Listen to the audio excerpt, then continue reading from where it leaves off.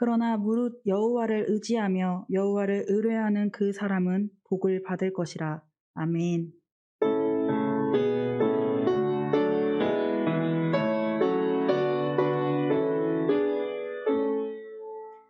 함께 사도신경 하심으로 신앙 고백하겠습니다.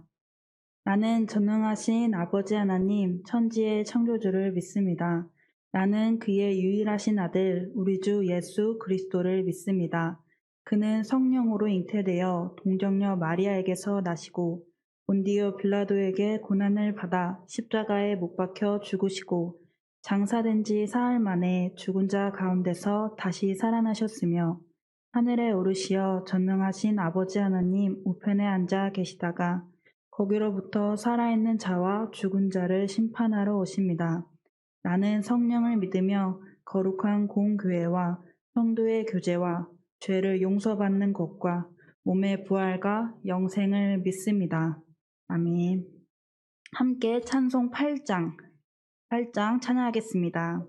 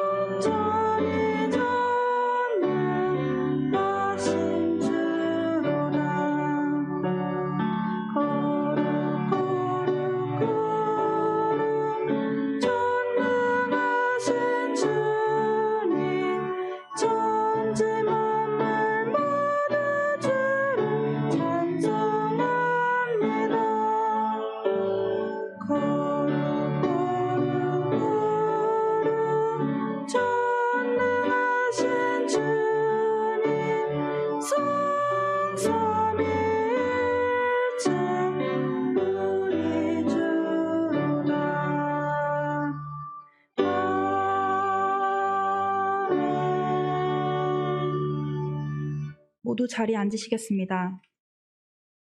성시교독 7번 시편 13편입니다. 성시교독 7번 시편 13편입니다.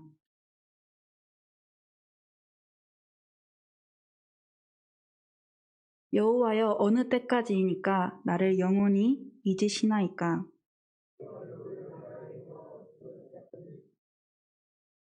나의 영혼이 번민하고 종일토록 마음에 근심하기를 어느 때까지 하오며.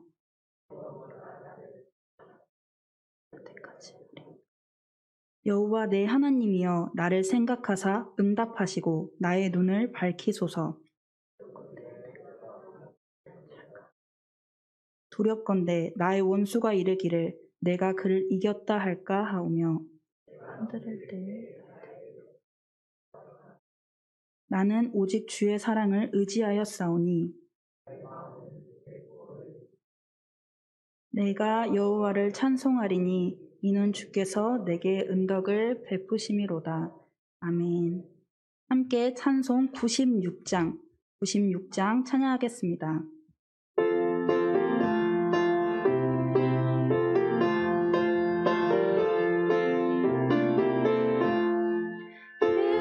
예수님은 누구신가 무는 자의 위로와 없는 자의 풍성이며 천한 자의 높음과 잡힌 자의 노임대로 우리 기쁨 되시네. 예수님은 누구신가 약한 자의 강함과 눈먼 자의 빛이시며 병든 자의 고침과 죽은 자의 부활되어 우리 생명 되시네. 예수님은 누구신가 주한 자의 정함과 죽을 자의 생명이며 죄인들의 충고와 멸망자의 구원되어 우리 평화 되시네. 예수님은 누구신가 온 교회의 머리와 온 세상의 구주시며 모든 왕의 왕이요 심판하실 주님대로 우리 영광 되시네. 우리를 대표하여 국종한 안수 집사님 나와서 기도하겠습니다.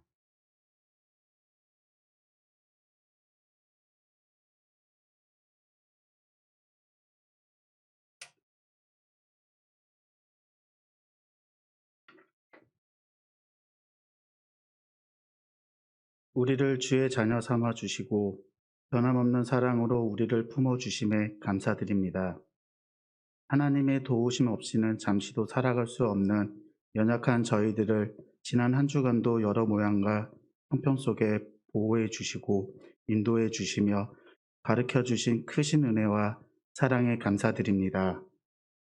하나님의 사랑과 은총 속에 살아가면서도 지난 한 주간을 되돌아볼 때 매 순간 주님의 마음을 먼저 생각하지 못하고 저희의 뜻대로 살아갔던 죄인이었음을 고백합니다. 우리의 마음과 생각을 통찰하시는 주님, 앞에 부끄러움 없이 살아갈 수 있도록 매 순간 주님께서 기뻐하시는 결단과 순종을 할 수 있도록 이끌어 주세요. 날이 갈수록 악화되는 코로나 상황으로 인해 몸과 마음이 낙심되지 않게 하시고 주님께 받은 은혜와 용기로 주변 이웃들의 힘이 되어 줄 수 있는 우리 백합의 가족들 다 되게 해주세요. 가난하고 연약한 자를 돌보셨던 주님, 모습 본받아 주님의 마음으로 이웃을 사랑하며 살아가게 하셨던 주님의 모습 본받아 주님의 마음으로 이웃을 사랑하며 살아가게 하시고 우리의 삶 속에서 주님께서 기뻐하시는 일들을 찾아 실천하며 주님의 마음을 시원케 해드리는 저희들이 다 되게 하여 주옵소서. 하나님, 이 나라와 민족을 보호하여 주시고 위정자들에게 하나님의 말씀을 깨달을 수 있는 가난한 마음을 주사 겸손케 하시며 애타는 심령으로 이 나라를 이끌어갈 수 있는 지도자가 선출될 수 있도록 복 내려 주시옵소서. 더 이상 하나님이 원하지를 않는 법들이 제정되지 않게 이 나라를 지켜주시고 약한 세대를 살아가는 다음 세대들을 주님의 은총으로 붙잡아 주시사 바른 판단과 믿음으로 올바르게 살아가도록 굳세게 붙들어 주시옵소서. 우리의 소견에 오른 대로 살아가지 않고 주님의 마음과 생각을 따르는 지혜를 허락하여 주옵소서. 주님을 사랑하는 마음으로 이 자리에 나온 주의 자녀들이 여기에 모였습니다. 하나님께 신령과 진정으로 드려지는 예배가 되기를 소망합니다. 각 사람들의 심령에 찾아가 주시어 한 주간도 넉넉히 승리할 수 있는 귀한 은혜 내려주실 것을 믿습니다. 단위에 서신 김선희 목사님께 양육간의 강건함으로 함께 하시고 말씀의 은사와 영적인 지도력을 갑절이나 더해 주시기를 간구합니다. 이 시간 기쁨으로 하나님께 영광 돌리는 카리스 찬양대의 찬양을 기쁘게 받아 주시옵소서. 모든 영광을 주께 올려드리며 살아계신 예수 그리스도의 이름으로 기도드립니다. 아멘.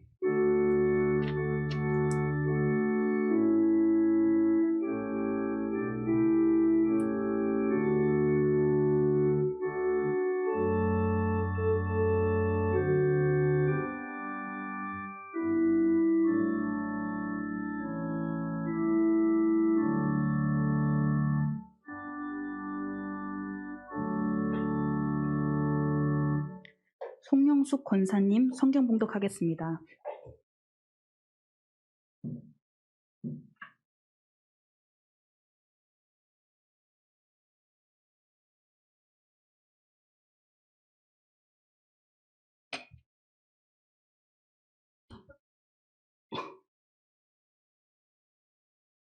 이 시간 저희에게 주신 말씀은 누가복음 4장 16절에서 21절 말씀입니다. 제가 가진 성경으로 93쪽입니다. 누가복음 4장 16절에서 21절 말씀입니다. 예수께서 그 자라나신 곳 나사렛에 이르사 안식일에 늘 하시던 대로 회당에 들어가사 성경을 읽으려고 서심해 선지자 이사야의 글을 들이거늘 책을 펴사 이렇게 기록된 데를 찾으시니 곧 주의 성령이 내게 임하셨으니 이는 가난한 자에게 복음을 전하게 하시려고 내게 기름을 부으시고 내게 보내사 포로된 자에게 자유를 눈먼 자에게 다시 보게 함을 전파하며 눌린 자를 자유롭게 하고 주의 은혜의 해를 전파하게 하려 하심이라 하였더라. 책을 덮어 그 맡은 자에게 주시고 앉으시니 회당에 있는 자들이 다 주목하여 보더라. 이에 예수께서 그들에게 말씀하시되 이 글이 오늘 너희 귀에 응하였느니라 하시니 아멘.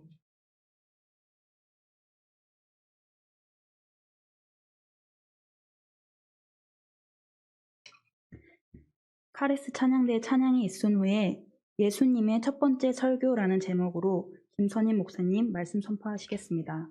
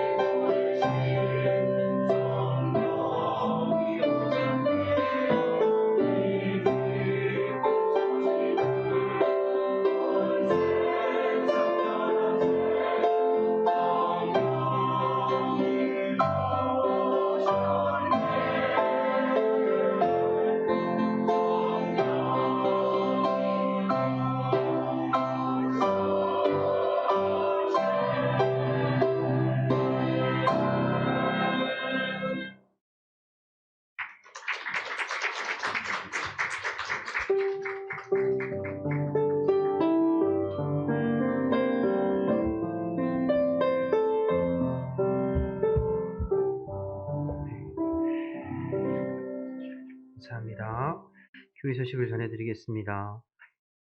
각 기관 원래회가 오늘 오후 1시에 있습니다. 장학위원회 모임이 다음 주일 3부 예배 후에 이곳 본당에서 있습니다. 제76회 서울 남지방 정기지방회가 다음 주일 오후 2시에 신천교회에서 있습니다. 유초동부 겨울성경학교가 26일과 27일 양일간 있습니다. 많이 관심 가져주시고 기도해 주시기 바랍니다. 백합성서대학 계속해서 모집하고 있습니다. 여러분 주보에 자세한 내용들이 나와 있으니까 보시고요. 꼭 한 과목씩 신청하셔서 말씀 공부와 함께 했으면 좋겠습니다. 우리 김계숙 전사님에게 문의해 주시기 바랍니다. 결혼하실 분입니다. 김현진 청년 결혼식이 19일 토요일 오후 1시에 있습니다. 교회에서 12시 30분에 출발합니다.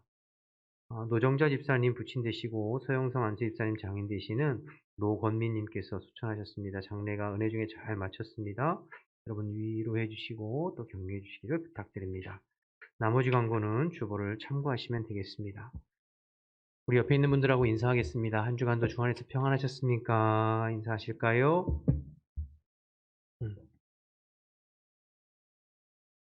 오늘 이제 누가복음 4장 말씀인데요. 오늘 누가복음 4장 1절에서 11절까지의 말씀은 예수님께서 나사렛 회당에서 처음 설교하신 내용이거든요. 그러니까 예수님의 첫 번째 설교 내용인데 오늘 말씀을 보기 전에 먼저 누가복음의 전체적인 구조를 좀 간단하게 살펴보려고 합니다. 스크린에 나와 있는데요. 보시면 누가복음은 1장과 2장에 예수님의 탄생과 유년 시절에 대해서 기록하고 있고요. 3장 1절부터 4장 13절까지는 예수님 공생에 준비하시는 내용, 특별히 세 가지죠. 세례를 받으시고 40일 금식 기도하시고 마귀에게 시험당하신 내용들이 기록되어져 있고 그리고 4장 14절에서 9장 50절까지는 예수님의 갈릴리 사역, 처음에 북쪽 갈릴리부터 사역을 시작하셨거든요. 북쪽 갈릴리 사역에 대해서 이야기하고 있고 그리고 9장 51절에서 19장 44절까지는 이제 북쪽 갈릴리에서 남쪽의 예루살렘으로 향하시는 그 여정, 길 위의 사역이다. 그래서 주로 제자도에 대해서 많이 말씀하셨어요. 그런 내용이 기록되어져 있고 마지막 19장 45절부터 24장까지는 예루살렘에서의 사역이죠. 그러니까 예수님의 십자가와 부활을 중심으로 해서 예루살렘에서 사역하셨던 내용들이 이렇게 기록되어져 있습니다. 이렇게 누가복음을 크게 5묶음으로 1번과 2번은 묶어서 4묶음으로 하기도 하는데요. 5묶음 정도로 나눌 수 있습니다. 오늘 본문에 관련돼서 범위를 좀 좁혀 생각해 보면 3장 1절에서 4장 13절까지 예수님의 공생의 준비 과정을 크게 3가지로 말씀드렸습니다. 요단강에서 세례를 받으셨고 40일 금식 기도하셨고 마귀에게 3가지 시험을 받으셨습니다. 그리고 나서 이제 오늘 본문의 14절부터 예수님의 공생의 사역이 본격적으로 시작되는 것입니다. 먼저 주목하고 싶은 것은요. 이 모든 과정에서 예수님께서 철저하게 지금 성령의 통제를 받으시고 성령의 다스림과 지배 아래 있으셨다는 것을 주목했으면 좋겠습니다. 다시 말해서 예수님의 그 사역의 모든 준비 과정뿐만 아니라 예수님의 사역을 시작하는 모든 과정들이 성령 안에서 이루어졌다라는 것을 좀 주목했으면 좋겠습니다. 4장 1절 말씀을 보겠습니다. 여러분 성경을 가지고 계신 분들은 성경을 직접 보셔도 좋습니다. 4장 1절 보시면 예수께서 성령의 충만함을 입어 요단강에서 돌아오사 광야에서 40일 동안 성령에 이끌리시어 그러니까 사역에 준비하는 과정에서도 성령의 지배와 다스림과 인도함을 받았다고 증언하고 있고요. 4장 14절 말씀을 좀 보시죠. 4장 14절 말씀을 보시면 예수께서 성령의 능력으로 갈릴리로 돌아오사 그 소문이 사방에 퍼졌다. 그러니까 예수님이 사역을 출발하고 시작하는 것도 임의로 한 것이 아니라 성령에 이끌리고 성령의 능력으로 사역을 시작하셨다.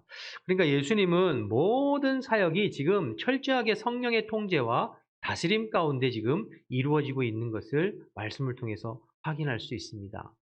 여러분, 예수님은 하나님의 아들로 이 땅에 오셨습니다. 그렇죠? 그리고 어떤 면에서는 예수님 자신이 하나님 자신이시잖아요. 그런데 또한 반면에 예수님은 이 땅에 완전한 사람으로 오셨어요. 저와 여러분과 똑같은 성정을 가진 완전한 사람으로. 그래서 육신의 또 연약함과 육신의 한계도 가지고 계셨죠. 그래서 예수님은 그 육신의 연약함과 한계를 극복하고 하나님의 뜻을 온전히 이루기 위해서 철저하게 성령의 다스림과 지배와 인도함을 받았습니다. 그리고 그 성령의 인도함과 지배, 성령 충만이라고 우리가 표현하죠. 그것을 위해서 예수님은 날마다 기도하셨던 것이죠. 사역을 준비하면서 40일 금식 기도하셨고 또 사역을 하시면서도 새벽에도 낮에도 밤에도 기도하셨던 이유는 이렇게 철저하게 예수님의 사역의 전반에 걸쳐서 공생의 사역의 모든 순간순간을 성령의 지배와 다스림을 받기 위해서 이렇게 기도에 힘쓰셨던 것입니다. 요한복음 8장 28절 29절 말씀을 볼 텐데요. 제가 한번 읽어볼게요. 이에 예수께서 이르시되 너희가 인자를 둔 후에 내가 그인 줄 알고 또 내가 스스로 아무것도 하지 아니하고 오직 아버지께서 가르치신 대로 이런 것들을 말하는 줄도 알리라. 나를 보내신 이가 나와 함께 하시도다. 나는 항상 그가 기뻐하시는 일을 행함으로 나를 혼자 두지 아니하셨느니라. 예수님께서 항상 성령의 지배 아래 자기 스스로 임의로 생각해서 말하고 행동하는 것이 아니라 철저하게 성령을 통하여서 성령께서 주시는, 그러니까 하나님 아버지께서 주시는 말들을 말하고 행동하고 사역하셨다는 것들을 이야기하고 있죠. 그것을 위해서 또 기도하셨습니다.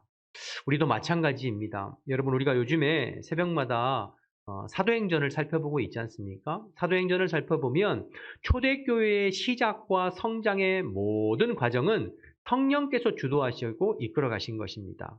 사람들이 임의적으로 사람들을 끌어모아서 교회를 시작한 것이 아니고요. 건물 지어서 사람들을 끌어모아서 시작한 것이 아니라 교회의 시작은 성령께서 일하신 것입니다.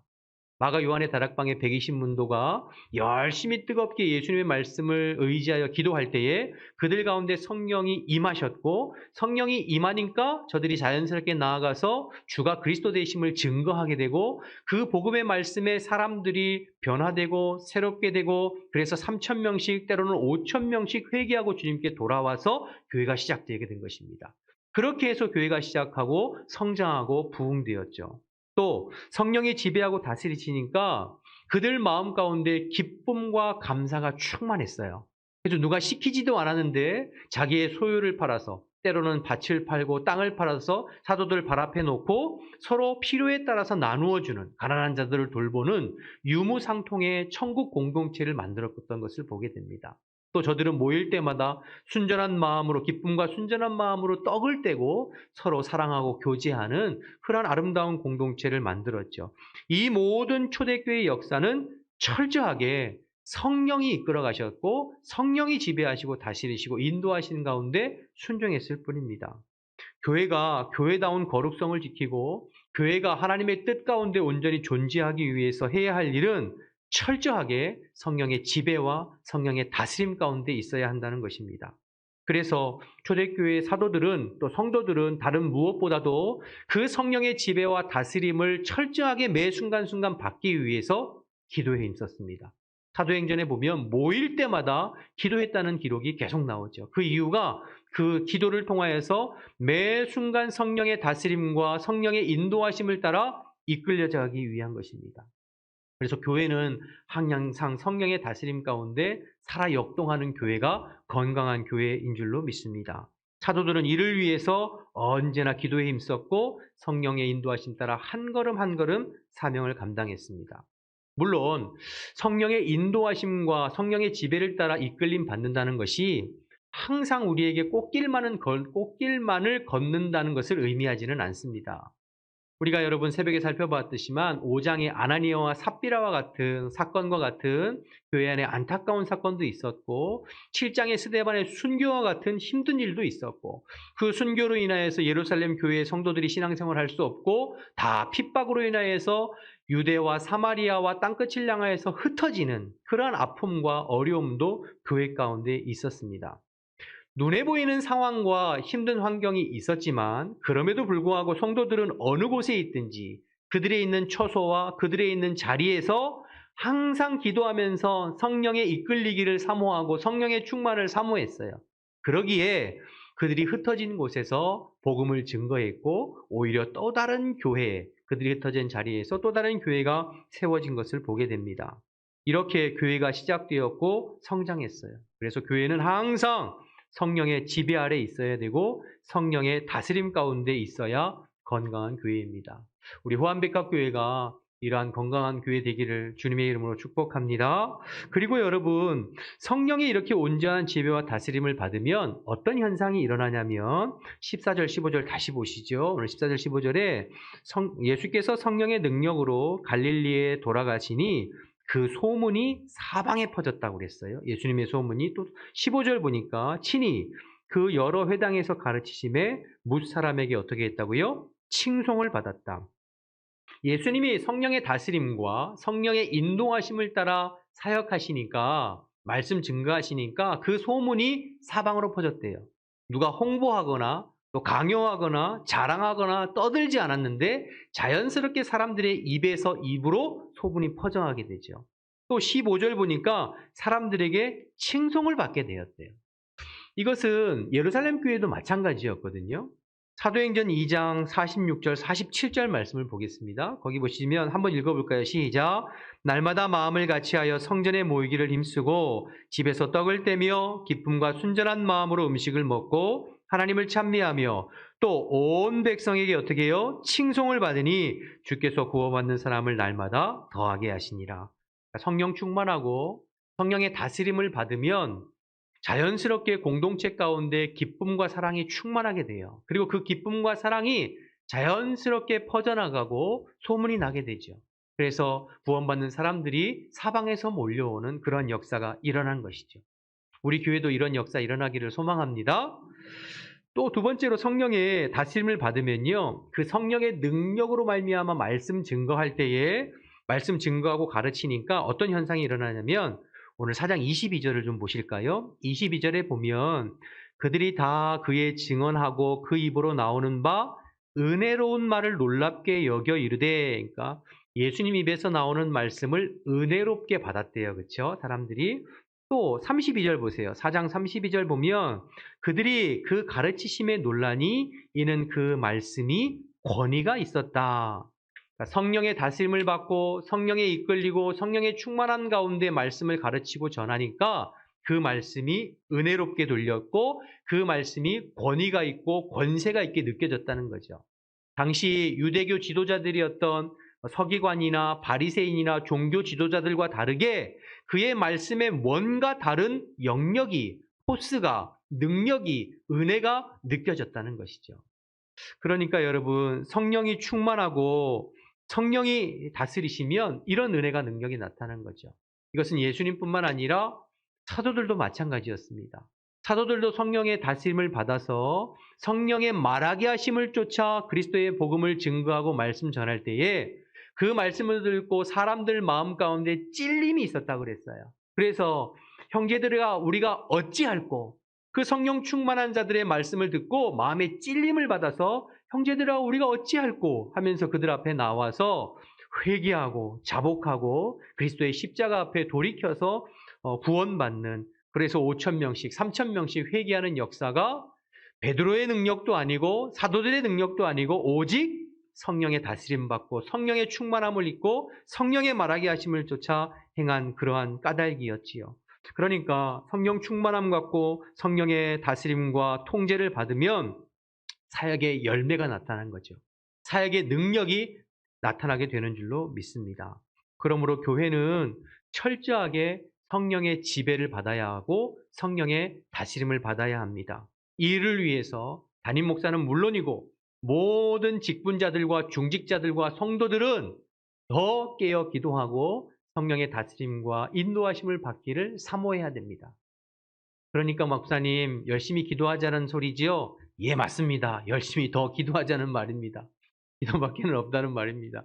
그래서 사도행전에 예수님도 그랬고 사도들도 마찬가지였어요. 그 성령의 다스림 받고 인도함을 받고 나가야 교회는 성령을 따라 자연스럽게 되어지기 때문입니다. 어떤 인위적이고 인간적이고 인본적인 어떤 것으로 아니라 자연스럽게 되어지고 그 자연스럽게 되어져 나갈 때에 성도들도 기쁨과 감사와 은혜가 충만하고 자연스럽게 그 소문이 퍼져가고 사역의 능력과 은혜가 나타나고 교회는 새롭게 되고 부흥이 되는 줄로 믿습니다.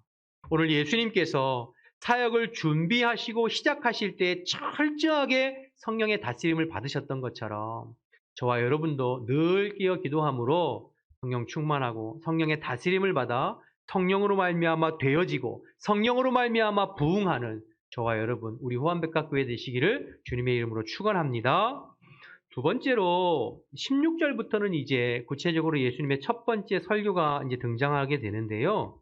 사실 14절과 15절, 16절을 자세히 살펴보면 또 다른 복음서 마태복음이나 마가복음을 비교해서 살펴보면 오늘 이 나사렛에서 설교하신 예수님의 설교가 사실 엄밀한 의미로 첫 번째 설교는 아니에요.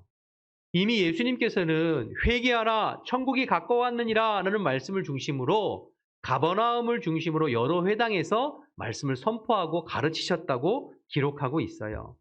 그런데 누가복음의 저자인 누가는 굳이 이 나사렛에서 설교하신 이 예수님의 설교를 예수님의 첫 번째 설교로 배치하고 있는 것입니다.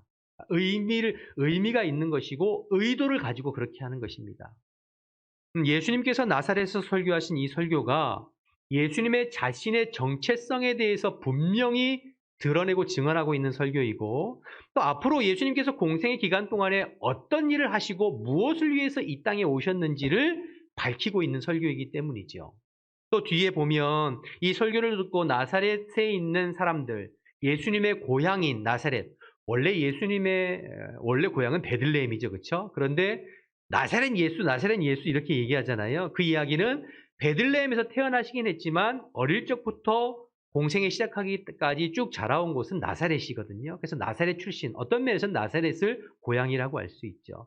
그의 고향인 나사렛에서 예수님을 배척한 것을 보여주면서 이것은 나중에 예수님께서 공생의 기간 동안에 자기 민족 유대 백성들에게 얼마나 많은 배척과 순환과 고난을 받게 될 것을 또 암시해주는 그러한 사건이기 때문에 오늘 이 나사렛 회당에서 첫 번째 설교하신 이 예수님의 설교를 중요하게 조명하고 있는 것입니다. 자, 그러면 구체적으로 설교 내용을 좀 16절부터 보겠습니다. 한번 눈으로 따라와 보시죠. 16절부터 같이 보시죠. 예수께서 그 자라나신 곳 나사렛에 이르사 안식에 늘 하시던 대로 회당에 들어가서 성경을 읽으려고 서심해 선지자 이사야의 글을 들이거늘 책을 펴서 이렇게 기록된 데를 찾으시니 곧 주의 성령이 내게 임하셨으니 이는 가난한 자에게 복음을 전하게 하시려고 내게 기름을 부으시고 나를 보내사 포로된 자에게 자유를 눈먼 자에게 다시 보게 함을 전파하며 눌린 자를 자유롭게 하고 주의 은혜의 해를 전파하게 하려 하심이라 하였더라. 나사렛 회당에 들어가셔서 예수님께서 설교하시기에 택하신 첫 번째 본문이 이사야 61장 1절과 2절 말씀이셨어요. 그래서 이사야 61장 1절과 2절 말씀을 통해서 설교하셨는데 설교의 핵심은 이사야 61장 1절과 2절에 예언된 메시아가 곧 예수님 자신임을 선포하셨죠. 18절부터 좀 보시면 주의 성령이 내게 임하셨으니 성령께서 주님께서 임하신 이유는 첫 번째, 가난한 자에게 복음을 전하게 하시려고. 여러분, 가난한 자에게는 돈이 필요할 것 같지 않아요? 빵이 필요할 것 같지 않아요? 그런데 가난한 자에게 복음을 전한대요. 그러니까 여기서 가난한 자들은 육신적으로 가난한 자들도 해당되지만 영적으로 가난하고 갈급한 심령들에게 복음을 전하게 하신다는 뜻이지요. 또 내게 기름을 부으시고 보내사. 내게 기름을 부으셨다는 것은 메시아, 그리스도를 상징합니다. 기름 부음을 받은 자, 그리스도. 구약 성경에는 선지자, 제사장, 왕, 제사장, 선지자 이 세 사람의 직분을 가진 자들이 기름을 부음을 받았죠. 그리스도를 뜻하고 메시아를 뜻하여 예수님 자신이 메시아, 그리스도라는 것이에요. 그래서 포로된 자에게 자유를, 육신적으로도 포로된 자이기도 하지만 영적으로 죄와 사망에 노예된 자들에게 자유와 해방을 주시기 위해서 오셨다는 거예요. 눈먼 자에게 다시 보게 함을 영적으로 눈먼어서 보지 못하고 알지 못하는 자들에게 영적의 눈을 떠서 하나님 나라에 대해서 볼 수 있고 깨달을 수 있게 하기 위해서 오셨다는 것이죠. 눌린 자에게 자유를, 세상의 권세, 마귀의 권세에 억눌린 자들에게 참된 자유함을 주기 위해서 오신 분이 바로 예수님 자신임을 선언하고 계신 거예요. 그리고 중요한 것이 19절입니다. 주의 은혜를 전파하게 하심이라.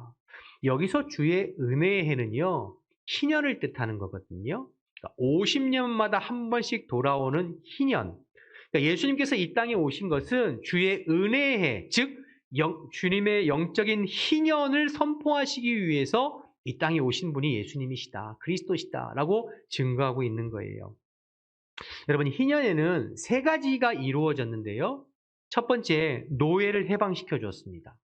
두 번째, 빚을, 그 부채를 탕감시켜 줬어요. 그리고 세 번째, 기업, 토지를 원래 주인에게로 다시 되돌림으로 상속권을 보장시켜 주었어요. 이게 이제 희년에 있었던 일이거든요. 그래서 은혜해가 되는 거예요. 노예를 해방시켜 주시고, 노예를 해방시켜 주고, 부채를 탕감해 주고, 원래 토지를 원주인에게 회복해서 상속권을 보장해 주는 이 세 가지가 희년에 있었기 때문에 희년이 은혜해가 되는 것이죠. 예수님께서 이 땅에 오신 것은 이 땅에 주의 은혜해인 이 희년을 선포하고 희년을 우리에게 주시기 위해서 오셨다는 거예요. 무엇을 통해서요? 예수님의 십자가와 부활을 통해서. 예수님의 십자가와 부활을 통해서 첫 번째, 죄와 사망에 노예되었던 우리를 죄와 사망에서 해방시켜 주시기 위해서 이 땅에 오신 것입니다.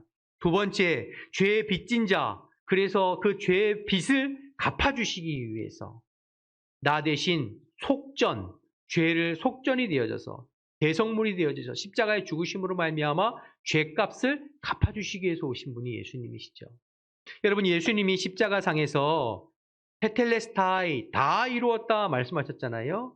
이 다 이루었다, 테텔레스타이가 상업적인 용어예요. 내가 다 갚아줬다 이런 거예요. 내가 빚을 다 갚아줬다, 탕감했다.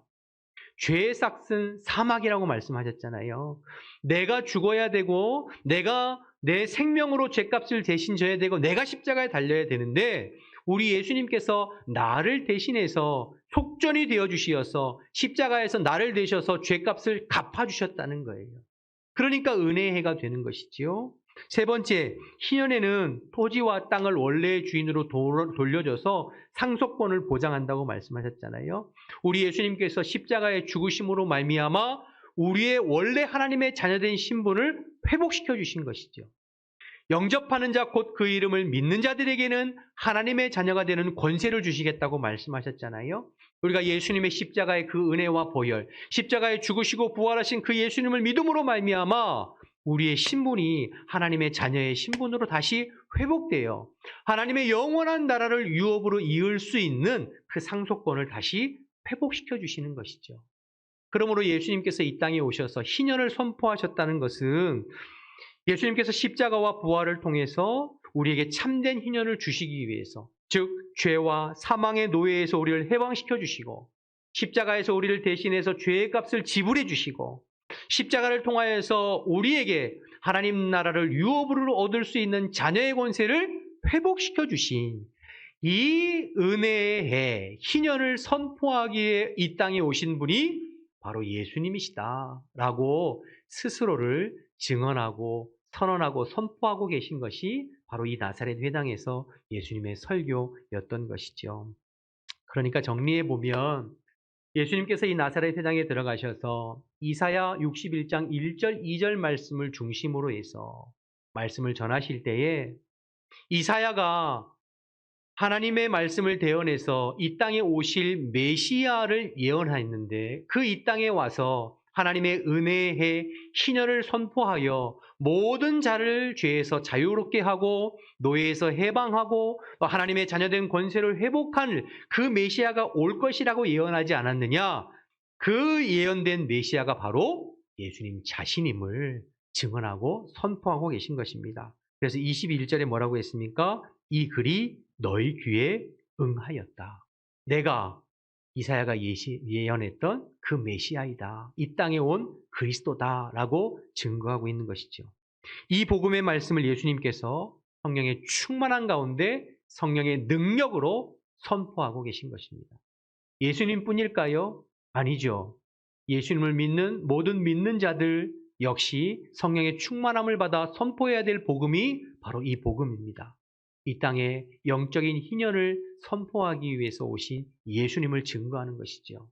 영적으로 가난한 자, 포로된 자, 눈먼 자, 눌린 자들에게 참된 자유와 해방을 주실 분은 그리스도밖에 없으시다. 오직 예수 그리스도를 믿고 영접할 때에 우리 안에 참된 인생의 자유와 그리고 기쁨과 만족을 누릴 수 있다는 이 복음을 증거하는 자들, 이것이 성도의 사명이요 교회의 사명인 줄로 믿습니다. 그래서 여러분 복음인 거예요. 예수님이 기쁜 소식이고 예수님이 복된 소식이죠. 이 복된 소식인 예수님을 누가 증거하느냐? 성령 충만한 하나님의 사람이 증거하게 되는 것입니다. 오늘 본문의 예수님께서도 성령 충만하시고 성령의 지배와 다스림을 받아 자신이 이 하나님의 은혜의 해를 선포하기 온 그리스도이심을 스스로 증언하고 드러내셨고, 나아가 사도행전으로 넘어오면 제자들과 일곱 집사님들과 초대교회 성도들이 성령의 충만함을 받아 이 그리스도 되신 예수님을 담대히 증언하고 증언하였습니다. 여러분, 누가복음을 쓴 저자도 누가입니다. 사도행전을 쓰는 저자가 누구일까요? 누가입니다. 그러니까 누가복음도 누가가 썼고 사도행전도 누가가 썼어요. 누가는 누가복음을 통해서 성령 충만한 예수님께서 스스로 그리스도 되심을 증언하고 계심을 보여주고 있고, 사도행전의 제자들도 성령 충만해서 결국에는 예수가 그리스도 되심을 증언했다는 것을 나타내주고 있는 것이죠. 결국 성령 충만한 사람들은 뭐 하는 사람들이냐? 그리스도의 복음을 증언하는 사람들입니다. 성령께서 하시는 중요한 일들은 예수가 그리스도 되심을 전파하고 증언하게 하십니다. 우리를 위해서 십자가에 죽으시고 부활하신 예수님, 그 주님이 나의 구주와 주인이 되시고 그분 안에 인생의 참된 자유와 해방이 있음을 증거하게 하시는 분이 성령이십니다. 그러므로 저와 여러분이 성령 충만하면 그리스도를 증언하게 되어 있고 그리스도를 증거하게 되어 있습니다. 바라기는 오늘 이사야 61장을 통하여서 스스로 복음을 증거하시는 예수님처럼 저와 여러분도 언제나 성령의 지배를 받고 성령의 충만함을 받고 성령의 다스림을 받아서 예수가 그리스도 되심을 담대히 증거하고 전파하는 데 쓰임받는 저와 여러분 되시기를 주님의 이름으로 축원합니다. 그런 우리 교회 되기를 주님의 이름으로 축복합니다. 자, 이렇게 예수님께서 성령 충만하셔서 나사렛 회당에서 복음을 담대히 증거하셨습니다. 그런데 그 복음을 들은 사람들의 반응이 어땠죠? 22절 말씀을 보실까요? 22절 보시면 함께 읽어볼까요? 22절 시작. 그들이 다 그를 증언하고 그 입으로 나오는 바 은혜로운 말을 놀랍게 여겨 이르되 이 사람이 요셉의 아들이 아니냐. 예수님의 말씀을 듣고 나사렛의 사람들이 은혜롭게 그 말씀을 받았대요. 그런데 그 다음 이어지는 말이 뭐였죠? 야, 이 사람 요셉의 아들이 아니냐? 너 요셉의 아들이 아니야? 너의 아버지 요셉이지? 너 아버지도 우리가 알고, 너 어려서부터 코 흘리게부터 아장아장 걸어대부터 동네에서 있는 것, 너와 너의 집안이 어떻게 살았고 가난한 목수의 집안이고 다 아는데 너에게서 무슨 선한 것이 나오겠느냐, 이런 뜻이죠. 그러면서 예수님을 배척하고 받아들이지 않습니다. 심지어는 뒤에 28절, 29절 보시면 예수님을 밀쳐서 낭떠러지에 떨어뜨려 죽이려고 했다고 증언하고 있어요. 무슨 말인가요? 왜 그런가요? 교만함 때문이죠. 다 안다는 거예요. 내가 너도 알고 너희 집안도 아는데 뭐 그렇게 잘난 척하느냐. 그러면서 예수님을 배척하고 있어요. 예수님께서 그 귀한 복음을 나사렛 고향 땅에서 지금 전파하고 선포하고 계신데 가장 잘 대해주고 가장 따뜻하게 대해주고 받아들여야 될 나사렛 사람들이 오히려 예수님을 배척하고 심지어 죽이려고 하고 있어요. 왜요? 그들의 교만 때문입니다. 이것은 사실 아까도 말씀드렸습니다만 앞으로 예수님께서 유대 백성들, 이스라엘 백성들에게 배척당하실, 순환당하실 예수님의 삶을 지금 암시하고 있는 것이죠. 예수님은 유대인들에게도 배척당하셨죠. 여러분, 오늘 본문의 나사렛 사람들이 왜 예수님을 배척했습니까? 다 안다는 거예요. 내가 너도 알고 너희 부모도 알고 너희 집안도 알고 다 안다는 거예요. 이 교만함이 예수님을 배척했어요. 여러분, 유대교 지도자들이 예수님을 왜 배척했죠? 역시 다 안다는 거예요.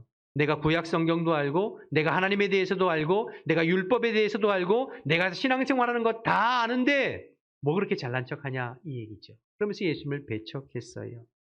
예수님께서는 고향에서 예수님을 배척한 나사렛 사람들을 향하여서 24절 이하에 엘리야 시대의 사르밧 과부와 엘리사 시대의 나만 장군을 예를 들어서 설명해 주셨습니다. 엘리야 시대에 3년 6개월 동안 비가 내리지 않고 그 땅에 기근이 들었을 때에 여러분 엘리야가 그 땅에 이스라엘의 수많은 과부들이 있었지만 이스라엘 과부들에게 가지 아니하고 저 시돈 땅에 있는 사렙다 과부 그 과부에게 보냄을 받았던 것을 말씀하셨어요. 왜일까요?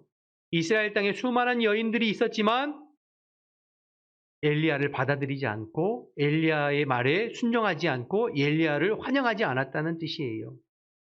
또 엘리사 시대에 이스라엘 땅에 수많은 나병 환자가 있었지만 이방 사람이었던 나만 장군만이 나음을 얻었다. 예수님 말씀하셨어요. 왜일까요?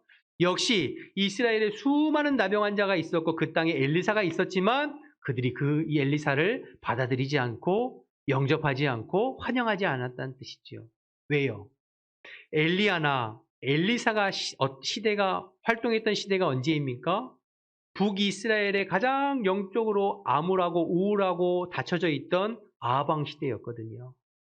여러분, 그 시대에 사람들이 바알을 숭배하고 하나님을 버리고 바알을 숭배하고 우상 숭배에 빠져 영적 교만함에 빠져 자기 가장 가까운 곳에 그렇게 능력 있는 엘리사가 있음에도 불구하고 그들의 말에 따르지 않고 그들을 환영하지 않는 그 영적인 교만함을 예수님께서 비유로 말씀하시는 거예요. 그와 같이 예수님이 지금 나사렛에서 복음을 증거하고 그리스도가 이 땅에 임했음을 복음이 성취되었음을 증거하고 있음에도 불구하고 너희들이 배척하고 있구나 그렇게 말씀하고 계신 것이죠.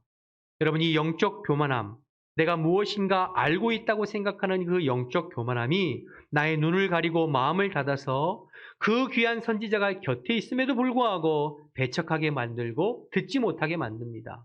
이 영적 교만함이 그렇게 귀한 예수님께서 지금 찾아와 주셨음에도 불구하고 예수님을 받아들이지 못하고 환영하지 못하고 배척하게 만들고 있는 것을 보게 됩니다. 사랑하는 여러분, 혹시 우리 안에는 오늘 나사렛 사람들과 같은 유대인과 같은 그러한 교만함이 그러한 영적 교만함이 우리에게 자리 잡고 있지 않는지 살펴보아야 될 줄로 믿습니다. 여러분, 영적 교만보다 무서운 죄는 없습니다. 신앙생활 좀 했다고 해서 믿음 생활, 교회 생활 좀 했다고 해서 뭔가 다 알고 있는 것처럼 착각하면서 사람을 함부로 판단하고 정지하고 비판하고 수근수근거리고 이러쿵저러쿵 이야기하는 것 영적 교만입니다. 그러면 우리의 마음이 닫혀져서 누구의 말도 들으려고 하지 않아요. 예수님께서 오셔서 말씀하셔도 들으려고 하지 않아요. 오히려 예수님을 낭떠러지에 밀쳐서 죽이려고 하지 않았습니까? 나사렛 사람들이요. 여러분 성령 충만한 사람, 하나님의 사람은 언제나 겸손한 사람입니다. 벼는 익으면 어떻게 한다고 그랬죠? 고개를 숙인다고 그랬어요. 신앙생활을 하면 할수록 주님과 교제하면 교제할수록 우리는 교만할 수가 없습니다. 왜요? 주님의 십자가 앞에 서고 보면 내가 주님 앞에 얼마나 부족하고 연약하고 무능한 자인지를 스스로 깨닫게 되는 거죠.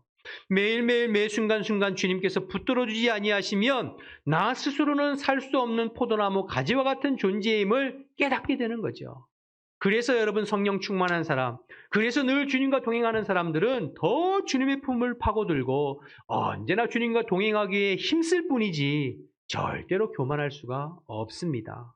그래서 내가 누구를 판단하거나 누구를 정죄할 자격이 없다는 것을 스스로 알아요. 여러분 공부를 제대로 많이 하는 사람들은 겸손합니다.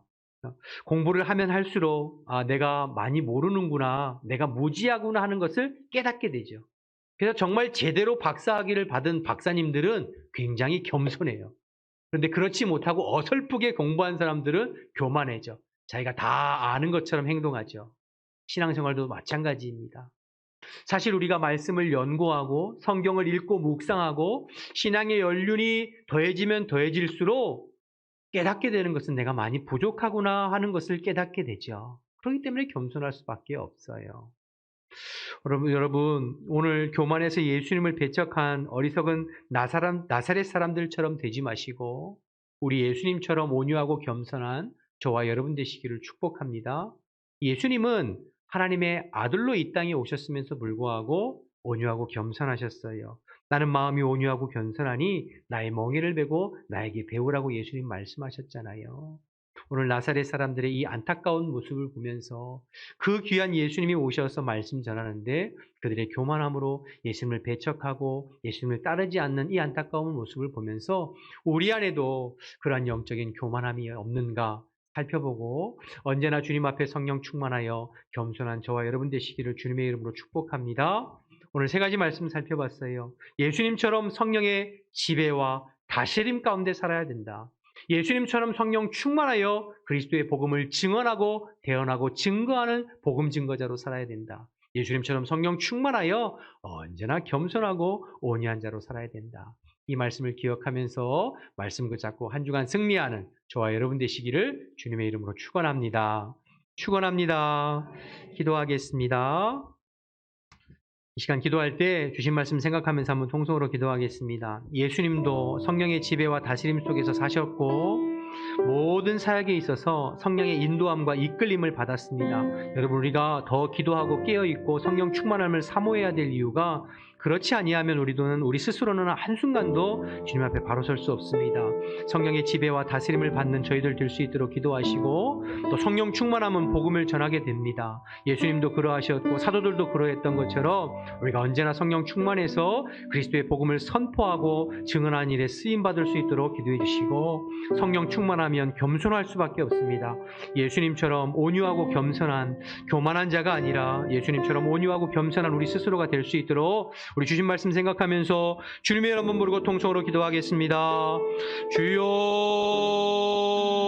주여 하나님 아버지 은혜와 사랑을 감사합니다. 이 아침에도 저희들을 불러주시어서 하나님의 살아계신 말씀을 함께 나눌 수 있도록 은혜 베풀어 주셔서 감사합니다. 하나님 우리가 본받고 우리가 따라가야 할 분 오직 예수님을 기억합니다. 예수님께서 성령 충만하셔서 모든 사역에 성령의 인도함을 받고 성령의 지배와 다스림 가운데 아버지 하나님 인도함을 받으셨던 것처럼 하나님 저희들 늘 깨어 기도함으로 말미암아 성령의 다스림과 성령의 인도하심과 성령의 충만함과 이끌림 가운데 살아가는 저희들 되어줄 수 있도록 주님 인도하여 주옵소서. 저희들 스스로 임의로 행동하고 말하는 것이 아니라 오직 성령의 말하게 하심을 쫓아 성령의 인도하심을 따라 살아가는 저희들 되어줄 수 있도록 주님 인도하여 주옵소서. 하나님 성령을 물붓듯 기름 부어주시어서 아버지 우리가 주변의 사람들에게 아버지 그리스도의 복음을 증거하는 데 쓰임받기를 원합니다. 예수가 그리스도 되심을 아버지 영적으로 가난한 자, 포로된 자, 눌린 자들에게 아버지 하나님의 은혜의 해를 선포하는 아버지 그리스도의 복음을 증거하는 데 쓰임받는 저희들이 되어줄 수 있도록 주님 인도하여 주옵소서. 예수님처럼 온유하고 겸손한 사람 되어지기를 원합니다. 우리의 마음이 높아지지 않기를 원합니다. 우리가 영적으로 교만해지지 않기를 원합니다. 우리의 마음이 딱딱해지지 않기를 원합니다. 비판하고 판단하고 정죄하는 입술이 되지 않게 도와주시고 언제나 겸손해서 하나님 주님 앞에 살아가는 저희들 되어줄 수 있도록 주님 인도하여 주옵소서. 주님의 사랑의 사람 되어지게 하여 주옵소서. 주님의 온유의 사람 되어지게 하여 주옵소서. 하나님 아버지 주신 말씀을 기억하고 한 주간도 하나님 성령 충만하여 성령의 인도하심을 따라 그리스도의 복음을 증거하고 온유하고 겸손한 자로 살아가는 저희들 되어줄 수 있도록 하나님 역사하여 주시옵소서. 주님께서 함께 하시기를 원합니다. 주님 다스려 주시옵소서.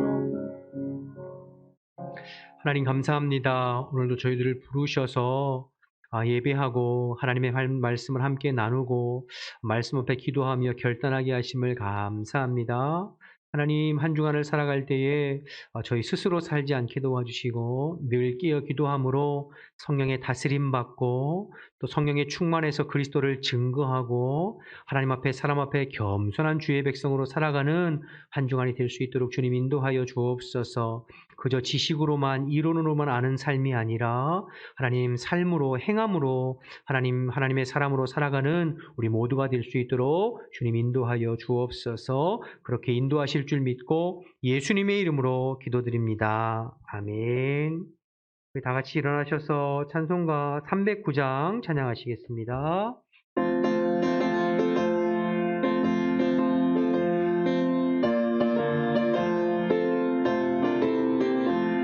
목마른 내 영혼 주가 이미 허락하 그 귀한 영생수 주여 갈망합니다.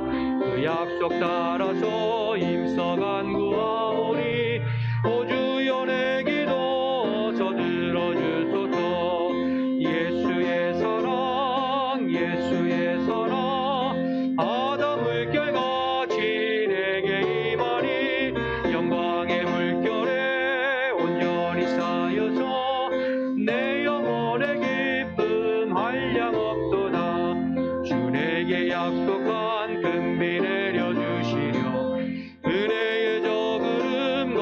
저편에 떠올라 그 귀한 징조가 내게 밝히 보이니 나 힘을 다하여 주께 간구합니다.